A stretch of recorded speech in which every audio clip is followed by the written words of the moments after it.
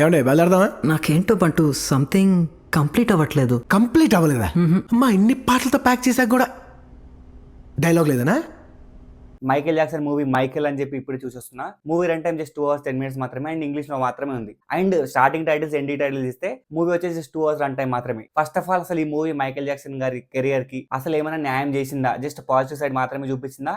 Even negative side కూడా చూపించిందా? Downfall చూపించిందా? కాంట్రవర్సీ చూపించిందా అని మాట్లాడుకుంటే అసలు లిటరల్ గా జీరో అంటే జీరో కాంట్రవర్సీస్. ఒక చిన్న నెగిటివ్ పాయింట్ కూడా మూవీలో చూపెట్టలేదు. Pure positive side of Michael Jackson మాత్రమే ఈ మూవీలో ఉంటది. ఆయన చిన్నప్పటి నుంచి పెద్దగా దాకా ఎట్లా గ్రో అయ్యిండు, ఆయన ఫేస్ చేసిన ఇష్యూస్ ఏంటి, ఇవి మాత్రమే మూవీలు ఉంటాయి. అంతేగాని వన్స్ ఈ బికమ్ స్టార్ ఆయన ఫేస్ చేసిన కాంట్రవర్సీస్ గురించి కానీ ఆ ప్లాస్టిక్ సర్జరీస్ గురించి కానీ అంత డీప్ అయితే డిస్కస్ చేయలే అనిపించింది నాకైతే. అండ్ ఈ మూవీకి పెద్ద నెగిటివ్ వచ్చేసి క్లైమాక్స్ సినిమా అర్ధంతరంగా ఆపేసారు.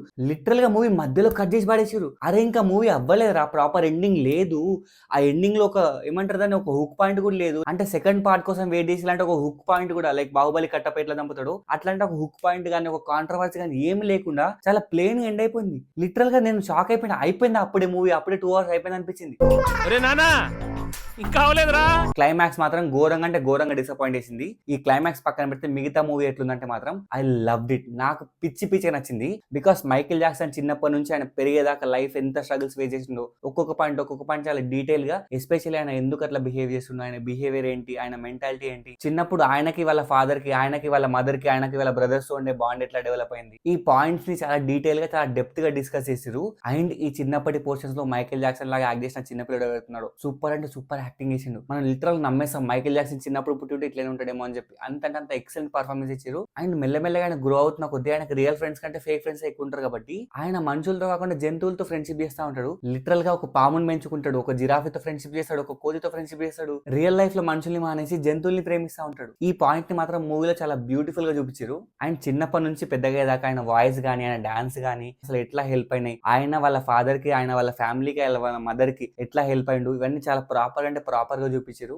మైకేల్ జాక్సన్ గురించి మనకు తెలిసిన కొన్ని కీ మూమెంట్స్ కానీ కొన్ని ఫేవరెట్ సాంగ్స్ ఉంటాయి కదా, ఆ సాంగ్స్ అన్ని ఫస్ట్ పార్ట్ లో ఒక 3-4 సాంగ్స్ ఫేవరెట్ చూపించినారు. And I love that songs కానీ, ఆ ప్లేస్మెంట్ కానీ, ఆ కొరియోగ్రఫీ కానీ ఎక్సలెంట్ ఉంది. పెద్దగా మైకేల్ జాక్సన్ రోల్ ఎవరైతే చేసిరో ఆయన కజిన్ చేసిండు. యాక్చువల్ గా ఆ రోల్ లో ఆ యాక్టింగ్ చేసిన పర్సన్ చూస్తుంటే 100% మైకేల్ జాక్సన్ లానే ఉన్నాడు. నేను జస్ట్ గూగుల్ క్రోమ్ లోకి వెళ్ళి అసలు మైకేల్ జాక్సన్ ఇన్ టీనేజ్ అని కొట్టి చూస్తే యాజ్ ఇట్ ఈస్ డిట్టో అంటే డిట్టో మ్యాచ్ చేసిరు. నేనైతే స్టన్ అయిపోయినా. లుక్సే కాదు, ఆయన పర్ఫార్మెన్స్ కానీ, డాన్స్ కానీ, యాక్టింగ్ కానీ ఎవ్రీథింగ్ పర్ఫెక్ట్ గా కోర్ ఉన్నాయి. అసలు పిచ్చి నచ్చింది నాకైతే. అండ్ ఈ 2 hours ఆఫ్ మూవీలో ఆల్మోస్ట్ 1 hour 45 minutes మొత్తం మైకేల్ జాక్సన్ స్క్రీన్ పైన ఉంటాడు. లిటరల్ గా సినిమా అంతా ఆయనే ఉంటాడు. అండ్ కొన్ని సీన్స్ ఉంటాయి, వాళ్ళ మదర్ కి మైకేల్ జాక్సన్ కి, వాళ్ళ ఫాదర్ కి మైకేల్ జాక్సన్ కి, యానిమల్స్ తో మైకేల్ జాక్సన్ కి ఉండే బాండ్ గానీ ఎంత అంటే అంత బ్యూటిఫుల్ గా చూపించారు. ఎస్పెషల్లీ మైకేల్ జాక్సన్ కి వాళ్ళ మదర్ కి వీళ్ళ సీన్స్ వచ్చేసి ఒక 3-4 సీన్స్ పడతాయి. I loved it. ఈ మూవీలో కొన్ని ఎలిమెంట్స్ చాలా రిలేటబుల్ గా తీసారు. లైక్ మైకేల్ జాక్సన్ సాంగ్ పాడుతుంటే, డాన్స్ చేస్తుంటే కొంతమంది ఫెయింట్ అయి పడిపోతా ఉంటారు, లైక్ ఆడిటోరియం లో ఫెయింట్ అయి పడిపోతా ఉంటారు స్టేడియం లో. నాకు ఎందుకో చాలా అక్యురేట్ గా చూపించారు అనిపించింది. దాంతో పాటు ఆయనకి ఒక 1-2 సర్జరీస్ అయితే ఉంటాయి, నోస్ పైన కానీ, లేదంటే ఈ ఏరియాలో కానీ. ఆ సర్జరీస్ కూడా చాలా అంటే ప్రాపర్ గా ఎందుకు సర్జరీ చేయించుకోవాల్సి వచ్చింది అని చెప్పి చూపించారు. Climax almost towards the climax లో ఆయనకు ఒక మేజర్ యాక్సిడెంట్ అవుతుంది. ఆ యాక్సిడెంట్ ఏంటి, దాన్ని ఎట్లా ఆయన ఓవర్కమ్ అయింది అని చెప్పి ఒక చిన్న 5-10 minutes స్ట్రెచ్ ఉంటది. బాగానే చూపించారు. ఇవన్నీ బాగానే ఉన్నా కానీ లాస్ట్ లో మాత్రం అంత అర్ధంతరంగా మూవీ ఆపేసరికి నాకు ఎందుకో కొంచెం డిసప్పాయింట్మెంట్ తో బయటకు వచ్చిన. ఇంకా ప్రాపర్ గా రాసుకుని మంచి ఒక ఎండింగ్, ప్రాపర్ గా ఒక మంచి ఎండింగ్ ఇచ్చుంటే మాత్రం మూవీ వేరే లెవెల్ కి వెళ్ళిపోయింది. సో ఇప్పటికి కూడా ఏ ప్రాబ్లం లేదు, జస్ట్ 2 hours కాబట్టి ఎలాంటి పెద్ద లాగ్ ఏమి ఉండదు. లైట్ అక్కడక్కడ సెకండ్ హాఫ్ కొంచెం లాగ్ అనిపించింది, but still it's a great story to watch. Michael Jackson మనం ఇప్పటిదాకా చూడలేం కాబట్టి we got a chance to watch మన బిగ్ స్క్రీన్. మీకు గనక 2 hours టైం ఉంది అనుకుంటే వెళ్ళి చూసేయండి, you will love that character. So ఇది గైస్ నా experience and Michael Jackson movie. నాకైతే మూవీ నచ్చిందని చెప్తా ఒక 80%, మిగతా 20% నాకు అంతేం అనిపించలేదు. సో మీకు గనక నా రివ్యూ నచ్చితే please do like, share, subscribe to movie మనిషి. జిందాబాద్.